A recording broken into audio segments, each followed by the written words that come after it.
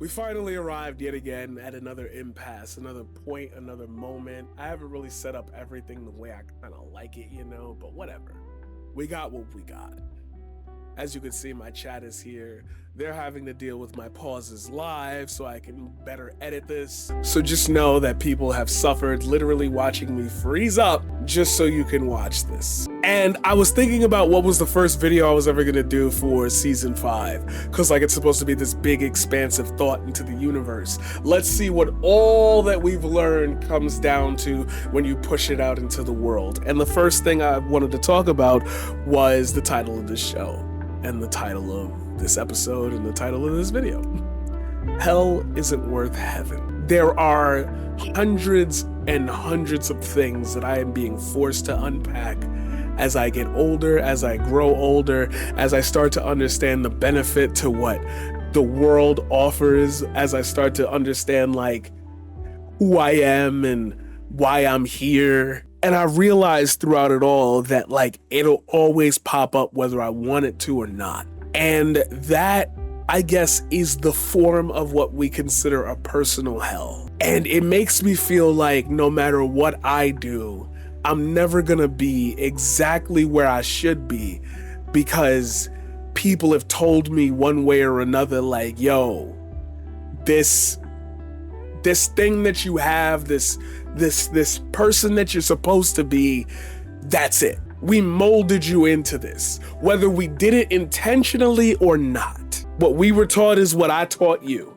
And it's you can see all the broken lessons that sit and form and fester in people's heads, and then they're confronted with something that challenges that ideology and says to them, wait a minute, I'm not comfortable. And I wonder why we resign ourselves to that point in time and place. Nothing makes sense, nothing is real, everything doesn't unify around how I grew up.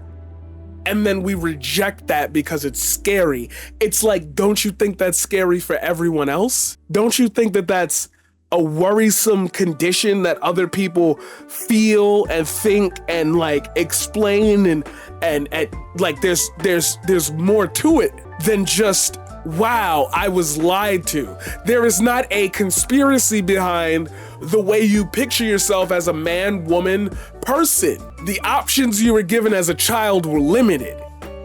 Start in the first place. Start in this place. Part 1. There is nothing worse than realizing that the best people you kept in your, let's say, back pocket meant the absolute worst to you. It's even worse when you find out that that was just the natural form of what life is. We get this closer look at people's inner circles because of social media, and we're allowed to share our thoughts of the day and our feelings towards somebody, but we never ever think about how much we absorb and how much we give out. This is an old lesson. I do not plan for us to go and retread the past over spilt milk. But the lack of ingenuity and creativity that is run about when your library only has a few books, regardless of how good they are, is still gonna make you dream something. I would assume that somewhere down the road, if the only book you ever had was One Flew Over the Cuckoo's Nest, or The Giver, or if somehow you ended up and stumbled on one volume of Bleach, if nobody reinforces anything about how this is supposed to be, how that's supposed to be, if you are left up to your own devices, I'm pretty sure your imagination would run wild once you came outside. Us as kids, we're always doing the Kamehameha. Why?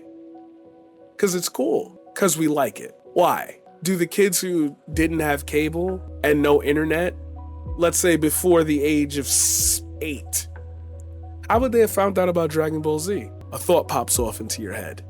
They're friends, duh. And so there's somebody out there who doesn't know that Dragon Ball Z exists. Okay. Do the formative years that you live feel ever constrained by anything outside of your control? What if I were to tell you that instead of you persevering through those odds, everyone, regardless of race, creed, color, and money, surprisingly, are forced into categories of belief systems simply based on their parents and whether or not their parents are emotionally mature enough to handle a changing world with changing ideals. And when you tell people, but who am I supposed to, what does it matter? I got my money, I got my job, I got my friends, you got what? What do you have? It's funny that we represent the strife between parents as being the child's fault most of the time, even though most of us have come to certain conclusions about the way parents don't have great parenting skills, coming from an era or two of slavery, coming from an era or two of segregation, Jim Crow, crack epidemic, experiments, low wages, hostility, racism, and that's just being black. Don't talk to them people born out of them Japanese people who were in the internment camps in America. Don't tell them how they grew up. But yet, at every turn, you feel like you're being told you should act a certain way, feel a certain way, almost to a point where you're being driven mad by people who say things like, the Democrats are trying to control the weather. All the way to the point where your friends say, yo, that sucks because it's never going to be popping. Now you don't even have political opinions anymore. You're just basing everything off the empathy you see,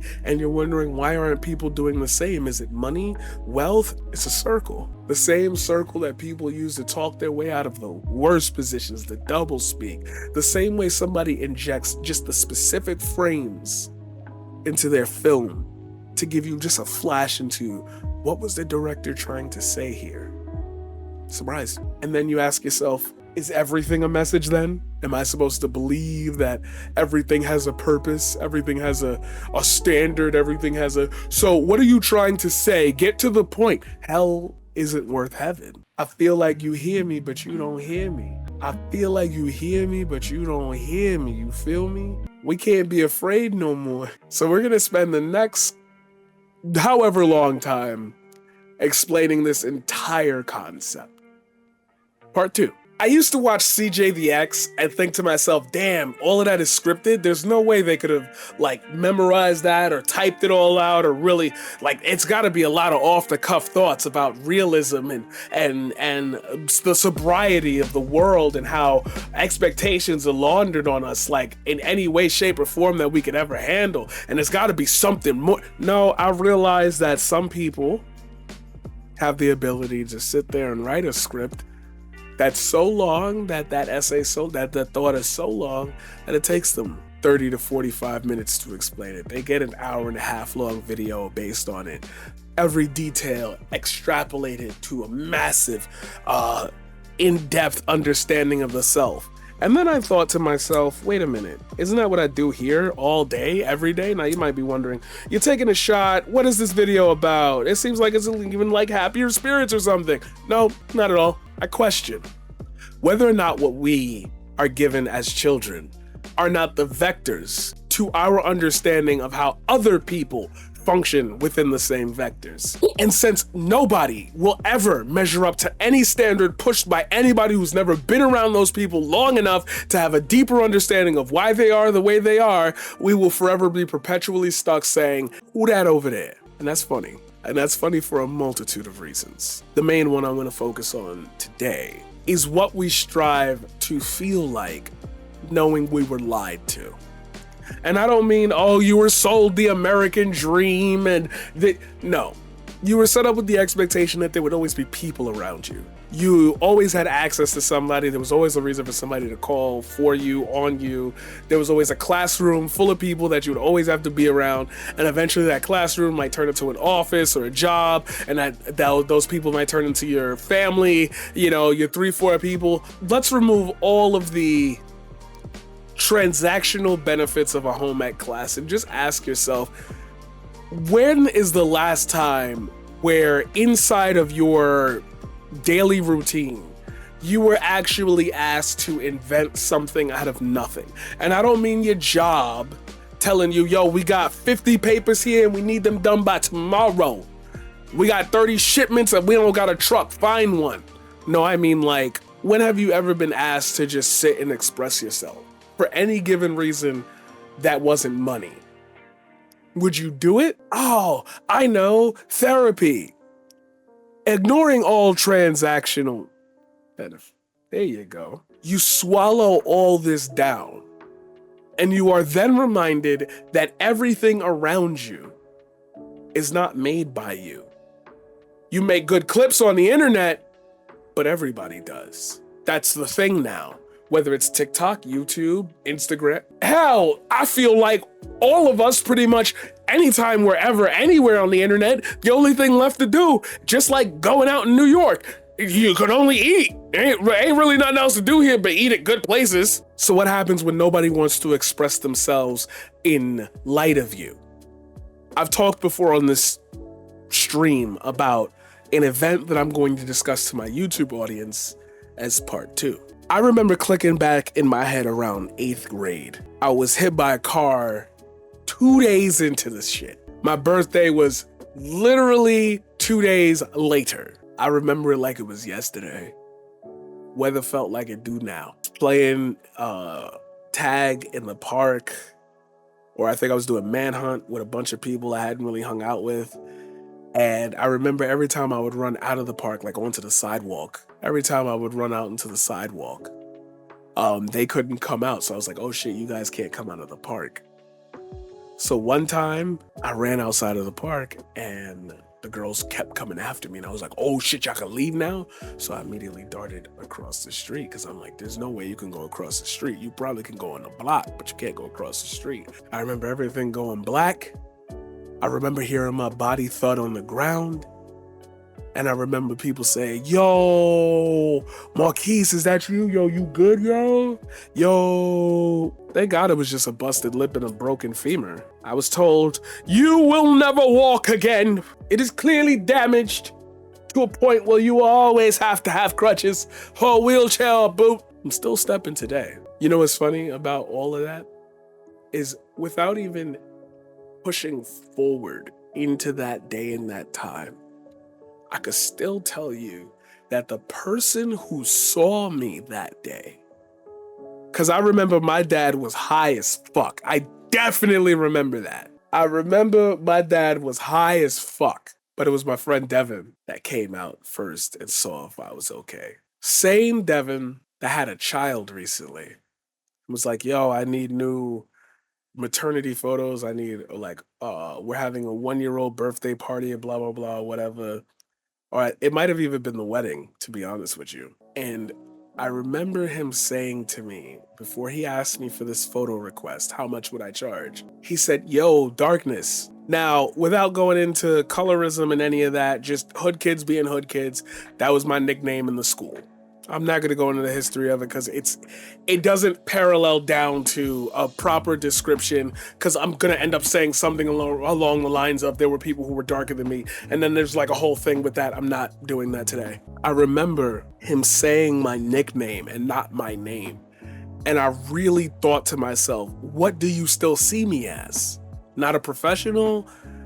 Still your friend from middle school? Like, what led you? And in my head, I'm like, this is something I shouldn't be thinking about that much. But back then, he was the guy who was like, oh, you know, I'll invite you to the birthday party. You know, we could hang out. He even lent me a game. We spent mad time together in school. He was one of the crew. We never stopped talking. It's not like we fell apart as friends or anything. We lived like almost blocks away from each other, or we used to. But you were the guy who saw me when I could have been dead. I never even began to, as a child, ask you, yo, did your mom ever talk to you about that? Was that traumatic for you? Have you ever seen anything like that since before? Like, what's your relationship to me? I never re-questioned it. High school came. In a separate instance, I can click back into my head and remember a day where I used to go to the boys club. Same time, same feeling as today, as of recording this. And I thought to myself that I wonder why, as I'm walking up into these stairs and everything, I'm wondering why certain kids are acting a certain way. And I'm like, yo, how can you be like this? The weather mad chill and shit, bro. And I remember leaving that building. And it was like 6 o'clock at night. And I think it was my dad who was either late or something like that. Something had happened. But I finally got to go home and it was pitch black, and I was like, for some reason, this don't feel scary to me. For some reason, this doesn't feel like something I have to overcome. I don't know what it was about my, like, let's say at that time, 8-year-old self, but something felt comforting about the color of the lights on the street. And they weren't as yellow, or like, I guess we have different lights nowadays. They're like high beams or like clear beams or something like that. But there's something along the lines of better, right? And I can forever remember thinking to myself, why won't my dad allow me to go to this place so often? And I was never given an answer for why my dad would like randomly tell me not to go outside some days. And these two instances, Devin and the boys club thing, were things that were out of my control, that I had access to, but not as much as I wanted to, for arbitrary reasons. Did I grow up as somebody who will eventually give up on something for arbitrary reasons if it doesn't connect to me with full access, because I've always had access to? So when you create art, what did you have access to? I love that script worked out the way it did. Oh my God, I'm doing this live as I'm recording it. You're just gonna get this part of the video anyway. That was a beautiful circle. You gotta love sports. What did you have access to growing up? Was it like worth all the stuff you gave up for it? Did you ever think you were giving up time? Let me ask you a question then. If you truly believe that you've got a hold on things, is it possible that they're all just sitting down in a pit of your stomach churning, and you feel like you're just gonna deal with them when the time comes? That right there, that pit in your stomach that I'm talking about, is that hell. And it ain't worth keeping that bottled up inside to see heaven. And I think that a lot of us fall victim to thinking that expressing this more often isn't a good form of like communication between people, because we've seen horrific shit and then we try to pretend that there isn't horrific shit going on. Nah, why don't you just talk with that as your guidance from now on? I'm not gonna ask you petty, simple ass questions. If I want to hang out with you, it's because I dearly want to see you. It's because I dearly believe that you have something to offer me. We've been so desensitized to the suffering of so many people over the course of the internet's existence, where it's just free and accessible, that instead of us taking a step back and saying, maybe I should nurture my relationships with my friends, we said, wow, there really isn't time in the world for bullshit. And so quite naturally that erosion happened quicker, but you still have access. Oh, you got married? That's cool. I used to have to hear about it from the spouse. Oh, the Johnsons down the street got married. You remember your friend from high school? Oh yeah, his new wife just called. Just think about it. Who, when, where, and why? Who's asking you for what? What are they asking you specifically for? I used to question myself when I would ponder these thoughts because it just sounded like a madman's raving. Then I realized that a lot of literature that was supposed to be deep was attacking this frame of reference. It's how we see capitalism in all its orders. Does it keep us disordered? Or does it simply remind us of the innate drive that we don't have and for some reason we're not allowed to accept? Once you start realizing that more systems work on this same denial of service, you will start to realize that you are carrying with you a personal hell of straight up anything you've ever encountered and couldn't understand. And somehow you've developed a life that avoids those things and think that that was going to keep you safe. Part 3. The world won't keep you safe because everyone closest to you couldn't. You would think this one would be self-explanatory, but it's not. We think we are better than we are because we set ourselves up to believe that no matter what, as long as we are alive and in a place that makes us feel comfortable, the outside world has not infected us with enough to kill us. Well, sorry to tell you this, but I'm going to burst that bubble for all of you. At the point in time where you've gotten to this point in the video, if you're watching this, I know you've resonated with one thing I've said thus far. So whatever you think you don't have to unpack and you're so solid and solidified, trust me, there's still something down there and we digging. I want you to think about the nexus between or I should say, let's go back to the question I asked beforehand. When's the last time you were ever creative? What if there's a whole creator-driven business? Would the creative part of it suddenly die lull to the threat of capitalism and the eventual expulsion of feelings between you and the medium that you've chosen to either discuss and or make an arbitration of? Or are you still picturing this as an even playing field where everybody gets the same 24 hours? I brought up before that when I was hit by a car, I remember my dad being high as fuck. If I were to tell him I remember that, he would say, why am I bringing it up? I wouldn't get the response that I feel like I deserve for thinking maybe the times that you told me not to go outside were because you wanted to smoke up and you ain't want to think about your kid either walking in on you or being outside and having something happen. What's the point in discussing this now? I'm free, right? Okay, so when on earth do I ever get a position?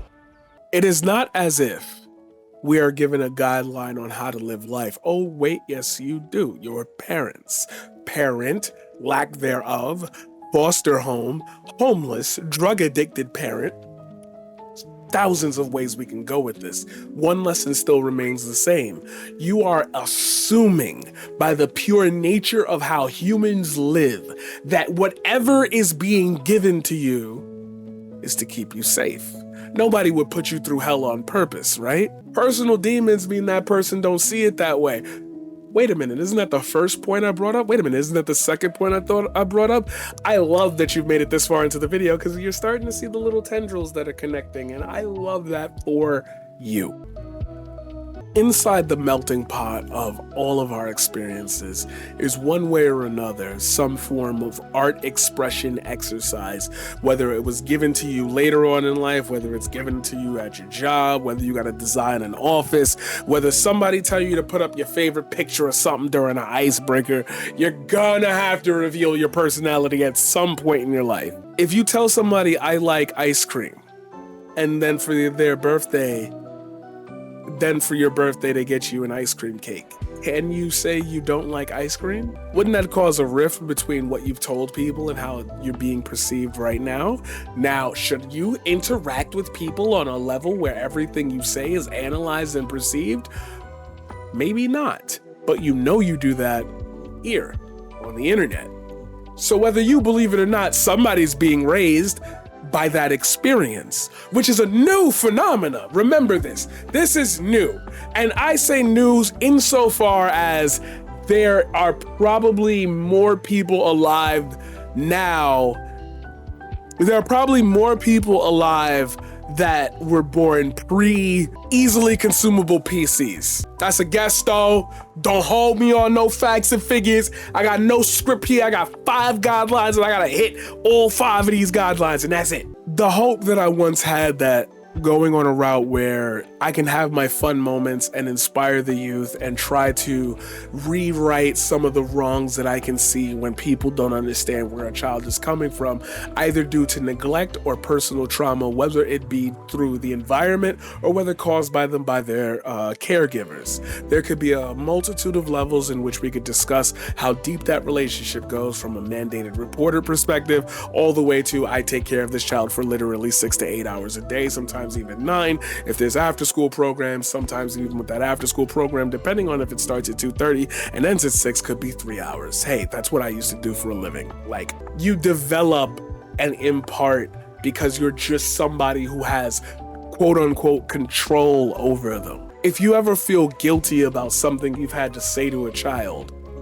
maybe your own child, they feel it too. Is that hell that you're holding on to by saying, I have to do this for the sake of whoever, wherever, whenever? Is it really worth living through that burning sensation in your head that this is all fucked up, but you have to do it just so you have a good shot at heaven? What do you see out of the world?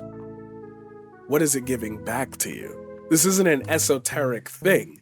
I'm asking you, do you really see people like bodega workers, supermarket workers? Do you see them as friends, comrades, people you could hang out with? Probably not, because you live in a transactional universe, but they are still part of your community.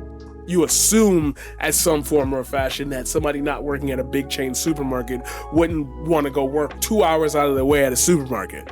Maybe jobs are scarce in your neighborhood. Maybe you don't live in a neighborhood and instead you live in a town or a county. Maybe there's not a lot around there.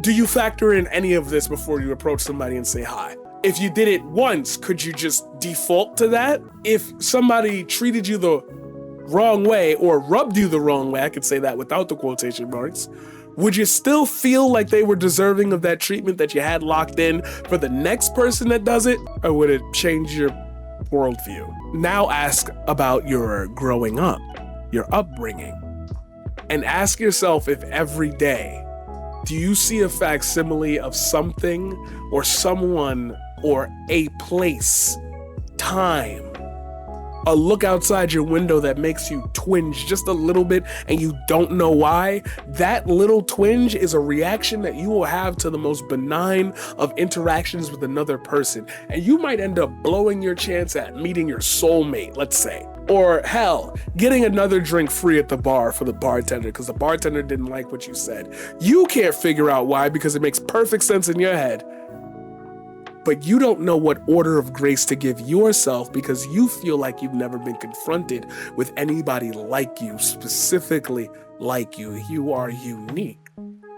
How could you possibly want to undertake the task of talking to thousands of people on a daily basis about every experience and the threads that can be pulled from it and then examined in real life scenarios if it don't apply to everybody? Does this apply to everybody? I think so. If it didn't, then I wouldn't be able to take myself outside of this world and say, man, people like Marjorie Taylor Greene, they're just misunderstood. Nah, there's something evil in there.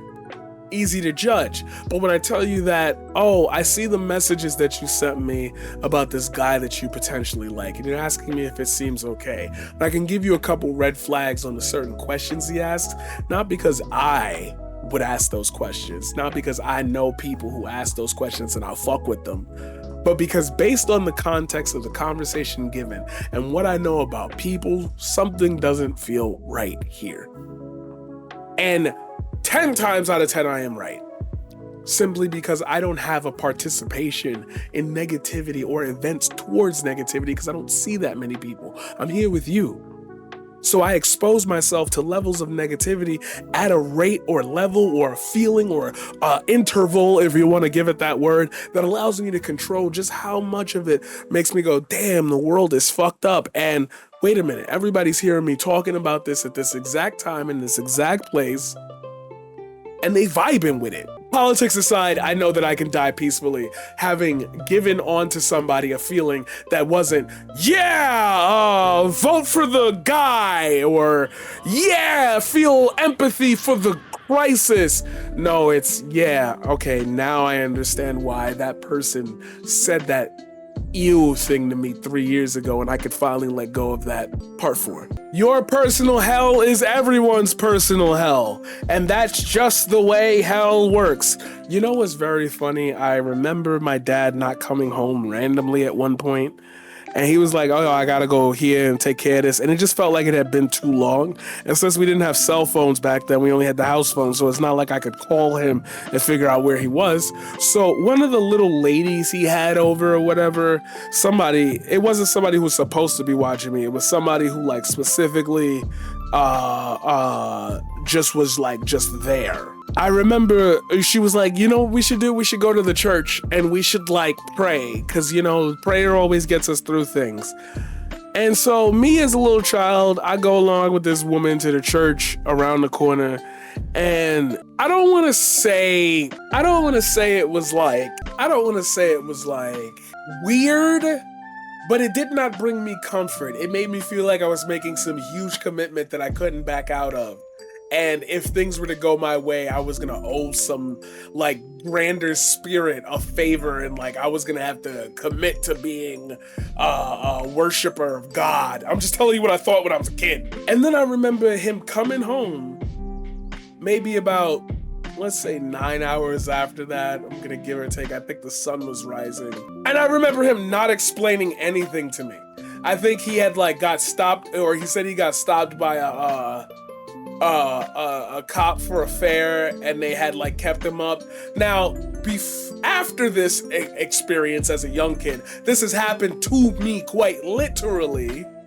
This has happened to me, so I can not go insofar to say that he was lying to me, but I can compare that experience to other experiences where he disappeared and there was always an excuse. Being raised by a single father who has a clear and present issue, then doesn't present that as an issue, creates issues. How many people's lives have I infected with a response, a retort, a question, a phrase that meant well but came across as whoa? How many people have also felt the same way? How many people are so secure with themselves that they won't let something slip out and go this way or that way? And I'm gonna tell you right now, there are people out there who do make content for a living who are on this same wavelength, but they are so far and few because the biggest stars that we have today are clearly not having issues with these types of problems, or else we'd be hearing about them. Shout out KSI and the recent crash out because somebody said, man, what happened to YouTubers, man? Your personal hell is everyone's personal hell. Is it worth us all going through it for a chance at heaven?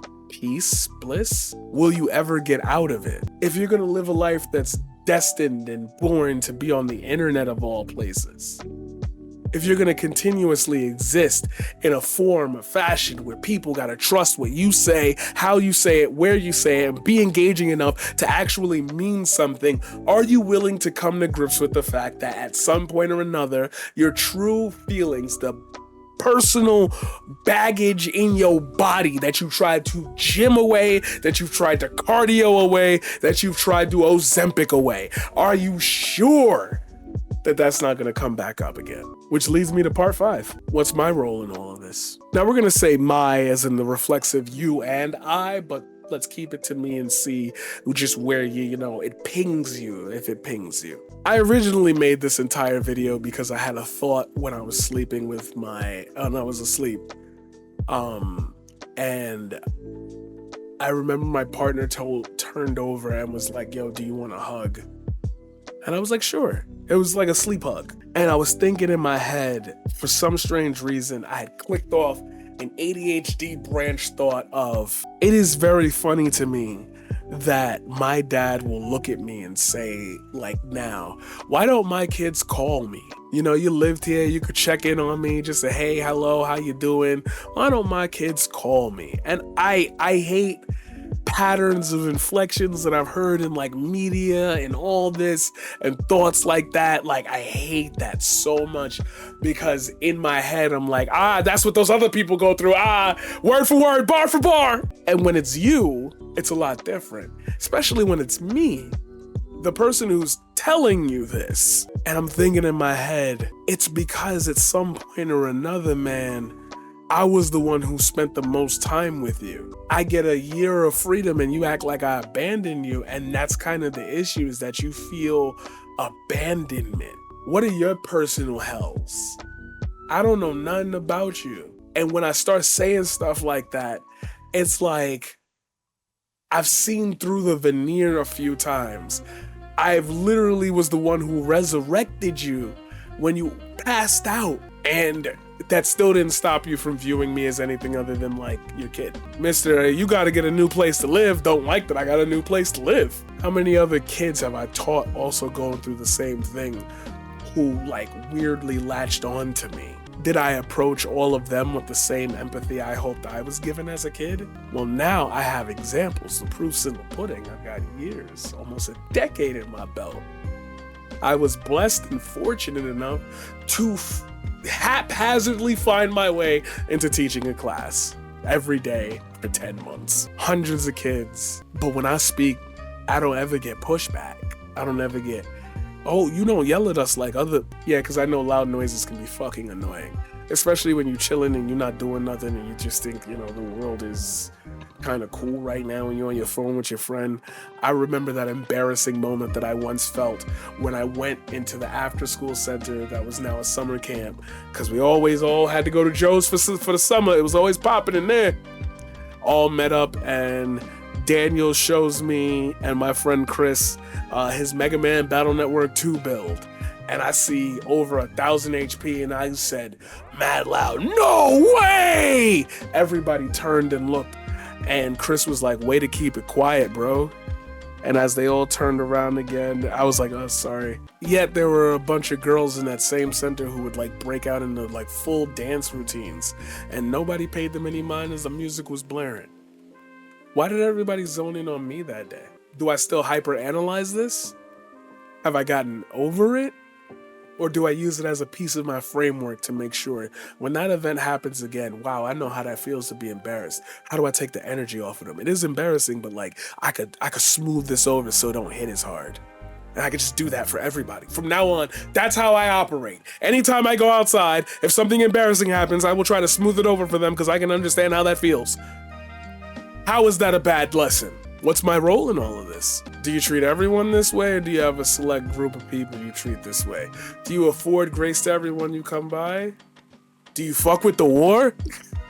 Only my day one's gonna get that reference. You gotta comment that. That's how I know you watched this whole video. You gotta comment that. Do you fuck with the war? Do you take people's land? So you don't eat the meat, you just be wearing that shit. I think my role is I just happen to have the perfect, eloquent vocabulary and mind to constantly create and invent and breathe new life into things that we have discarded as children for no better reason other than somebody told us to. And if I can at least get one thing on the internet changed, it is you do not have to be the person that they tell you to be to get somewhere in this life. That hell isn't worth an eternal peace. So I'm just gonna keep talking about it. And hopefully one day I shall exercise the demon. But until then, the paradigm shift.